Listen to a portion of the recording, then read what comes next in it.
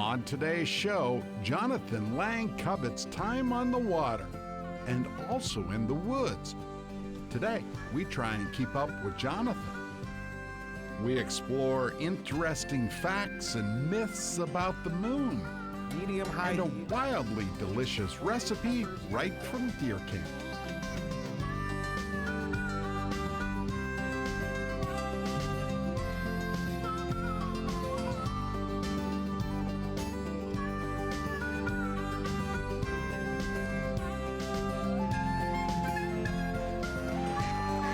Minnesota Bound, presented by Connecticut Water Treatment Systems.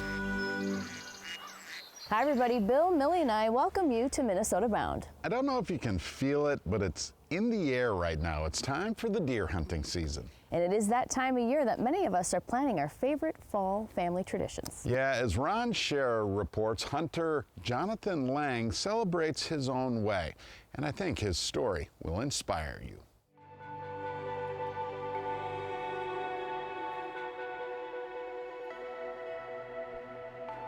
Minnesota's firearms deer opener ushers in crisp fall temperatures and generations of woodsy traditions. True also for the Laing family. We've always hunted for many years, and on this early morning in Morrison County, it's also about counting blessings for son Jonathan. How you feeling this morning? Feeling good. Confident? Yeah. Should be a good day.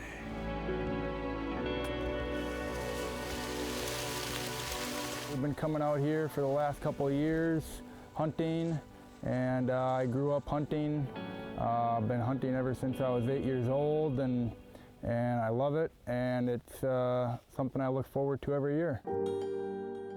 I was born with a congenital heart defect, and at the age of 3, I suffered 2 strokes, spinal cord stroke and a cerebral stroke.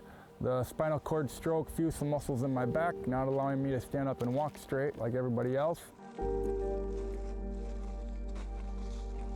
And in 2002, at the age of 5, I had a heart transplant, and I am going on 22 years of my heart transplant, and I still obviously have the disability from the strokes, but I try not to let that get in the way of doing what I love most. there was a lot of tough years. So, but he pulled through, and it's amazing what medical technology can do. And Ever since I was 6, 7 years old, I was either in the woods, on the court, on the ice, or on a snowmobile.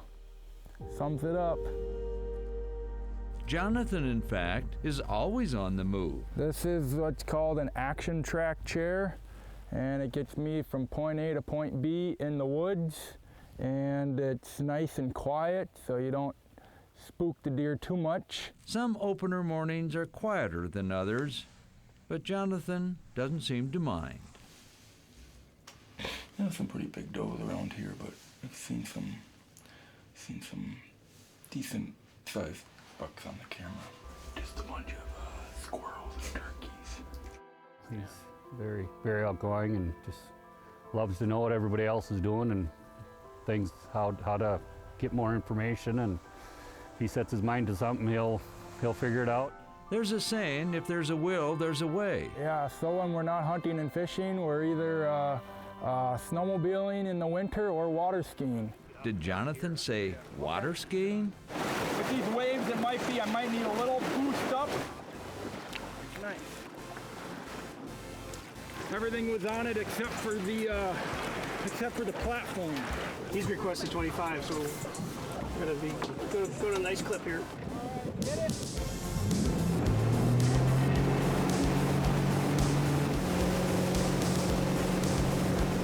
Jonathan is assisted by Enabling Smiles and the Shockwaves Adoptive Water Ski Squad, located at Quarry Lake Park in Shakopee. I think the name is pretty spot on, the Enabling Smiles, and if nothing else, it's just a great family activity for people that may not get the opportunity to experience something on the water like this.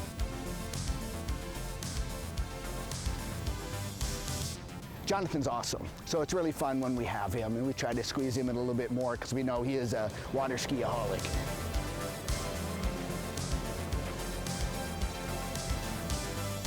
I like both the water aspect of it for the fishing and the water skiing, and I also like the hunting aspect, getting out there in the woods. Whether his tradition has him in the woods or on the water, Jonathan's mainstay is his family. I have a lot of cool opportunities that I get to do in life, and I have a very awesome family that allows me to participate in all these activities.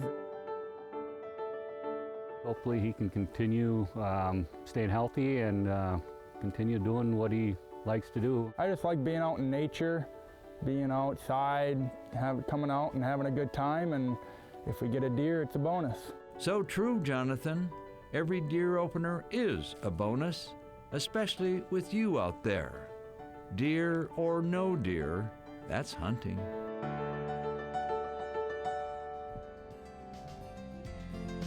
Minnesota Bound is brought to you by Kinetical Water Treatment Systems, Star Bank, VMC Hooks, and by Winnebago Industries. Be great outdoors.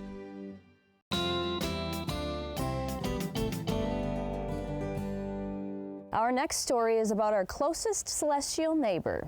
If you want to know what that is, just look up in the night sky. My dad, Ron Shera, has the story.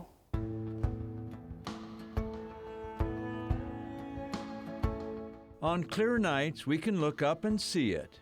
Every night, the moon. It's our closest celestial neighbor. Forever, we have been in awe or mystified, or both, by the moon. Fly me to the moon. Yes, we sing about the moon. We spoon under the moon. We wonder about the moon. Is it made of cheese? Hey diddle diddle, a cat in the fiddle, Mother Goose. Did a cow jump over the moon? No, we know better now. On July 20th, 1969, U.S. astronaut Neil Armstrong set foot on the moon, and he didn't find any Ellsworth cheese curds. The surface appears to be very, very fine-grained as you get close to it. It's almost like a powder. Yet our moon fascination remains. Moon phases or shapes in the night sky intrigue us, although they are just moon shadows. For example, the moon doesn't generate its own light, it merely reflects the sun's light, which means a full moon is a full reflection. No matter, it's said, a full moon makes some folks crazy, acting like a lunatic. Well, that's interesting. The word lunatic comes from the Roman goddess of the moon, Luna. Get it? Lunatic. Don't ask me why, but we've named our full moons. For example, in January, it's the wolf moon. May is the flower moon.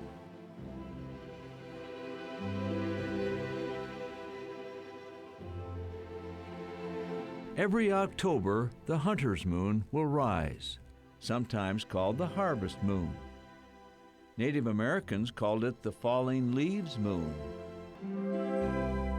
The moon actually impacts us in many ways that aren't crazy. For example, the moon's own gravitational pull, from 238,000 miles away, causes tides, moving water in and out from shore, especially noticeable in oceans.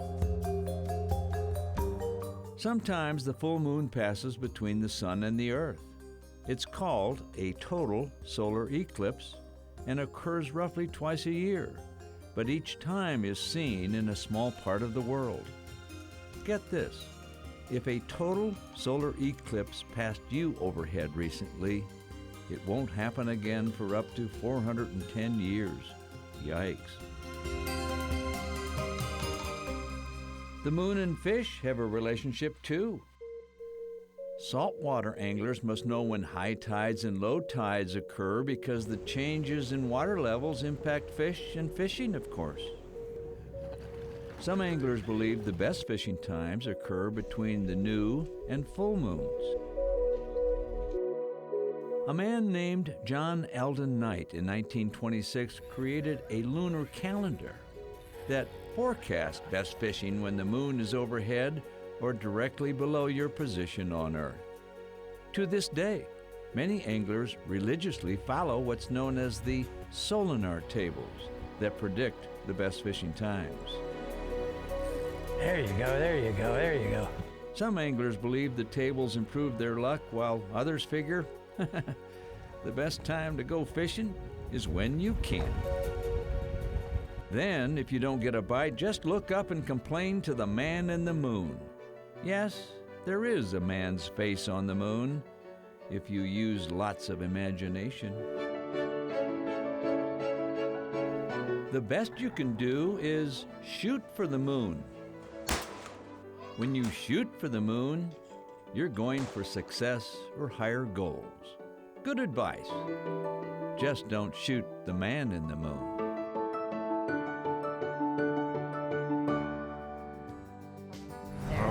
Still ahead, we get wild in the kitchen cooking up a fall staple.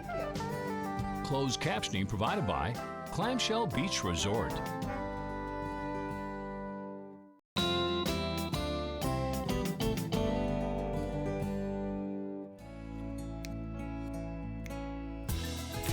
Today we're getting wild in the kitchen with Chef Jim Kimberg from Stillwater Country Club. And Chef Jim, 'tis the season where comfort food becomes a staple. I am excited about the recipe today. What are we making? We're making venison chili today. Gosh, that sounds so good. There's a lot of venison chili recipes out there that families are using, but this one has a secret ingredient. Well, chipotles and dark chocolate. Sounds good. What are the first steps to getting started? So basically what we're gonna do is take this loin and we're gonna cut it into approximately 1-inch cubes. And this is gonna create a really nice base flavor for the chili. So we got a nice cast iron pan, medium-high heat, with just a little bit of smoke coming off of it. There's the sizzle.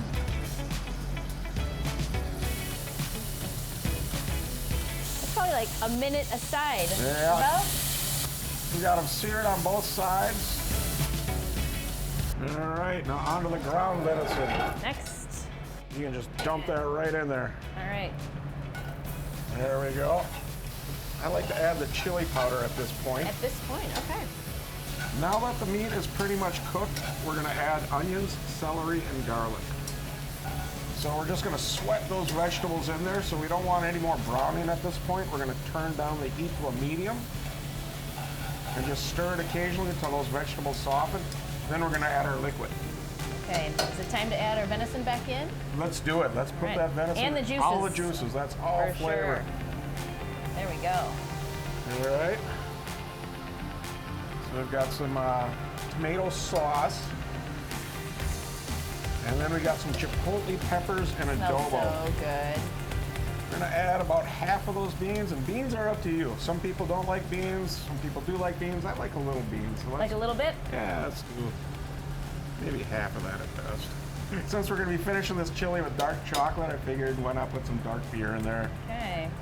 And half a can.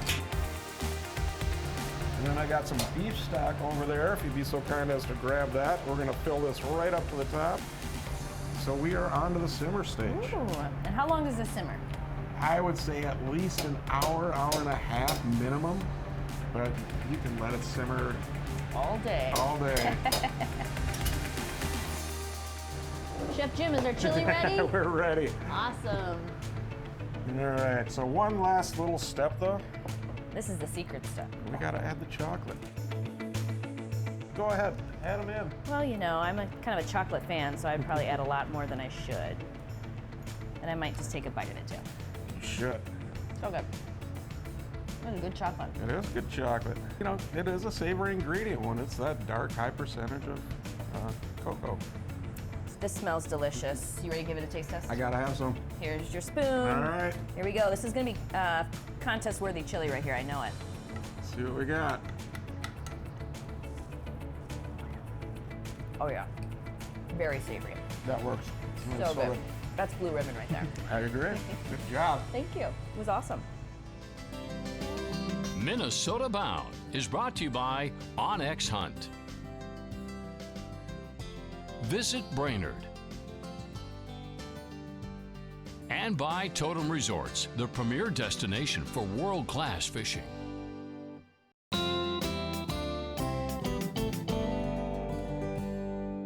Well, our snowy season is coming any day now. And back in the day, a major storm hit Minnesota. It changed the way forecasters look at weather, and it changed the way we all hunt. Duck hunters wait all year for those cool fall days in the slough. But November 11th, 1940 changed Minnesota's hunting history. Armistice Day, the day of the storm. I mean, we're moving on to 80 years since that storm, and meteorologists still think about it, they still look at the maps, and they're still haunted by it. My neighbors and family members would talk about that storm. Local author John Steffes penned a book all about the big storm, a story that impacted his family, specifically his dad, Bob Steffes, a diehard hunter. No, 1940, I mean, they're just coming out of the Depression. I mean, my dad would duck hunt and fish to feed the family. You know, that's a big deal. John remembers his dad and all his friends telling him about that day. Oh, they just talked about seeing more ducks than they had ever seen before. November 11th started calm and rather temperate, 50 degrees in most spots. John's dad headed to the Mississippi River to chase wave after wave of birds. The reason the ducks were flying is because they knew that storm was coming.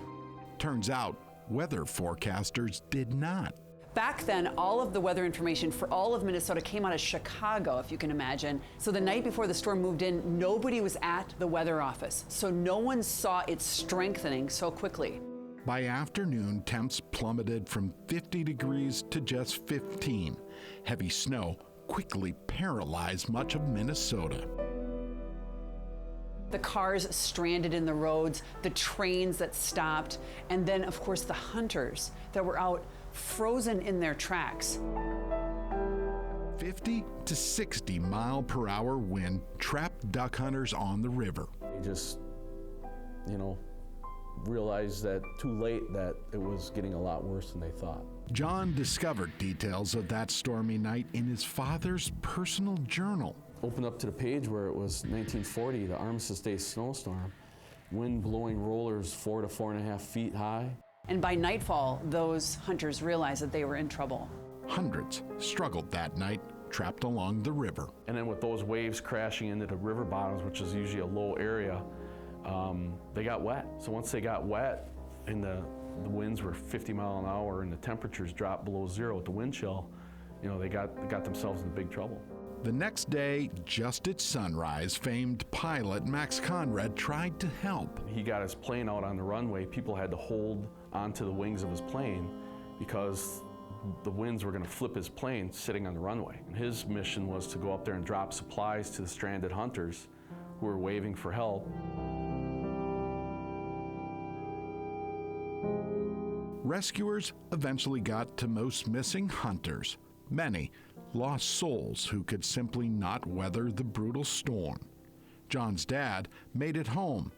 He put pencil to paper. Here he's writing about lots of hunters are still in the pool, the river pool. Yesterday, some drowned. 150 people died in the Armistice Day blizzard. 49 of those were in Minnesota, and half of those were hunters. Outdoor gear certainly changed. The storm also shifted weather forecasting.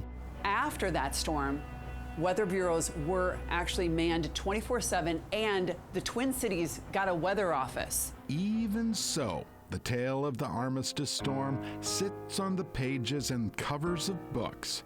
The day the gales of November forced all to remember Minnesota weather. The severity of the storm, the surprise of the storm, and the death toll of the Armistice Day storm are the reasons that it is historic.